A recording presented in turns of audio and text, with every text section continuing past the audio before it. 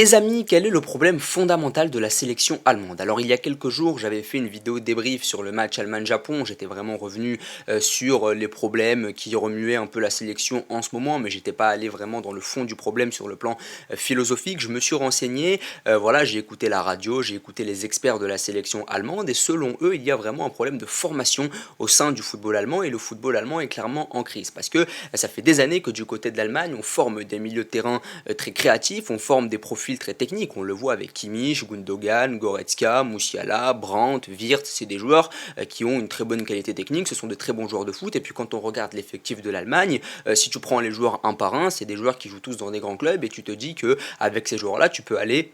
en demi-finale, en finale de Coupe du Monde, parce que tu as vraiment une équipe de grande qualité, et en termes d'effectifs, sur le plan technique et en termes de talent individuel, cette sélection allemande n'a rien à envier aux autres sélections. Mais le problème, il est plus mental, et il est plus philosophique, il est plus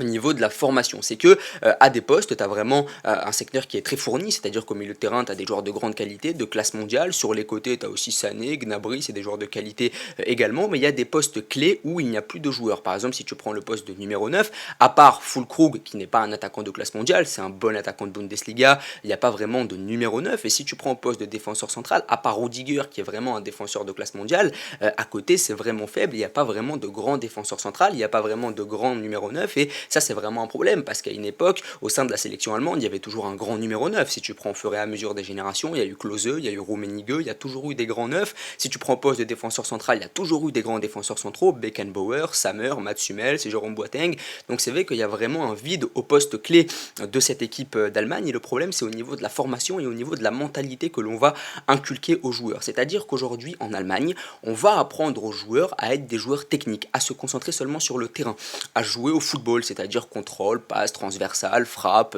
dribble, etc. On va leur apprendre les fondamentaux du football. Évidemment, vous allez me dire c'est la base du football, mais en fait le problème c'est que l'Allemagne a toujours eu une mentalité qui était supérieure à celle de ses adversaires. C'est-à-dire que dans l'histoire, l'Allemagne a toujours été sur le plan technique plus faible que ses adversaires, mais ce qui faisait gagner l'Allemagne, c'était une mentalité. C'était la fameuse mentalité allemande, c'était le fait de se battre jusqu'au bout, le fait d'être des méchants joueurs sur le terrain, le fait d'être très agressif, etc. Mais ça a valu à l'Allemagne énormément de critiques, parce que malheureusement le fait qu'un joueur allemand soit costaud, qu'il soit méchant, qu'il soit rustre sur le terrain, et ben, ça lui a valu des comparaisons historiques assez négatives. On l'a comparé à un soldat d'une époque très sombre de l'Allemagne, et forcément, il y a eu une volonté du côté de la fédération allemande de couper, de marquer une rupture avec cette image-là du joueur allemand rustre, méchant, etc. Si on se rappelle, en 1982, Harald Schumacher, le gardien de l'Allemagne, celui qui a tabassé Patrick Battiston, vous allez vous renseigner si vous voulez, mais c'est un joueur, voilà, c'est un gardien qui avait fait une sortie kamikaze sur un joueur français en demi-finale de Coupe du Monde en 1982, et bien on l'avait comparé à un soldat de la Seconde Guerre mondiale. Donc